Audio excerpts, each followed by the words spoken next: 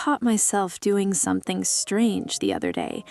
I was waiting for my child to answer, and my brain got impatient faster than they did. Like, why isn't the response instant? Then it hit me. I'm living in a world where everything answers immediately, and my child isn't built for that speed, and neither is their nervous system. Look, our kids are growing up surrounded by invisible systems making decisions for them. What video plays next? What toy gets advertised? What face gets more likes? What behavior gets rewarded? And we're calling it normal. But here's what's actually happening. A child's brain is still under construction, especially the parts that handle impulse, judgment, patience, identity. Algorithms don't care about that. They're designed to grab attention, to keep dopamine high, to shorten the space between want and get. But development needs space, slow moments, boredom, frustration, waiting. That's where regulation is built. So now we have this clash. Fast systems, slow brains, endless stimulation, limited emotional capacity. And when kids melt down, shut down, or seem addicted, we blame behavior.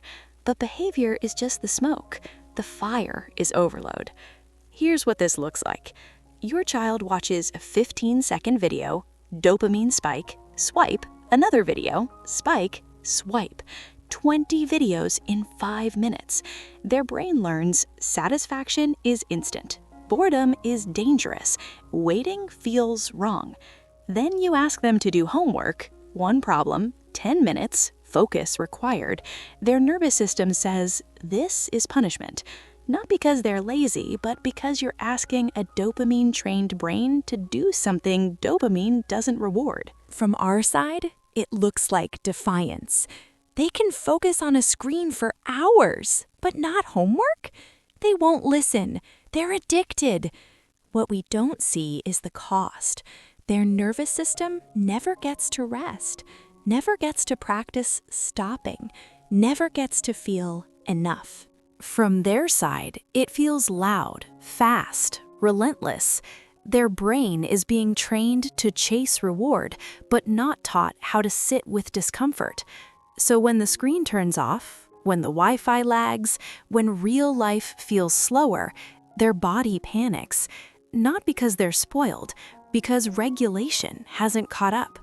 The danger isn't AI. It's outsourcing childhood skills to systems that don't care about development. Self-control, attention, empathy, identity. Those can't be optimized by code. They're built in relationship. We don't fight technology with fear. We balance it with presence. Try this.